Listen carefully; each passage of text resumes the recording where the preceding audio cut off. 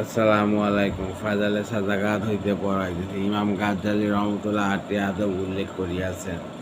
এক, সর্বপ্রথম বুঝিয়া লইতে হইবে যে জাকাত কেন ওয়াজিব হইয়াছে, কেন উহাকে ইসলামের রোকন সাব্যস্ত করা হইয়াছে। উহার কারণ তিনটি। ক, জাকাত এই জন্য ওয়াজিব করা হইয়াছে যে শুধু জবানে কালেমাকে স্বীকার করিয়া লওয়ার অর্থ হইল আল্লাহ তাআলাকে এককভাবে মাবুদ স্বীকার করা, অর্থাৎ উহা স্বীকার করা যে তাহার সহিত অন্য কোনো কিছু শরীক নাই।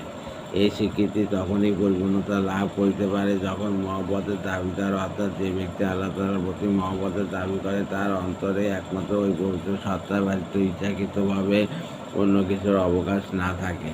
কেননা মহব্বত কখনো অংশীদারিত্বকে সহ্য করে না, আর শুধু মৌখিক মহব্বতের দাবি নিরর্থক। প্রকৃত মহব্বতের পরীক্ষা তখনই হইতে পারে যখন অন্য কোনো প্রিয় জিনিসের সহিত মোকাবেলা হয়, আর ধন সম্পদ সম্ভবিত প্রত্যেকের নিকট প্রিয় হইয়া থাকে।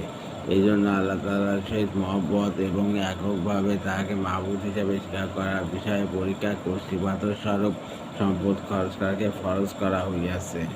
উহা দ্বারা আল্লাহ তাআলার সহিত মানুষের মহব্বতের প্রমাণ হয়।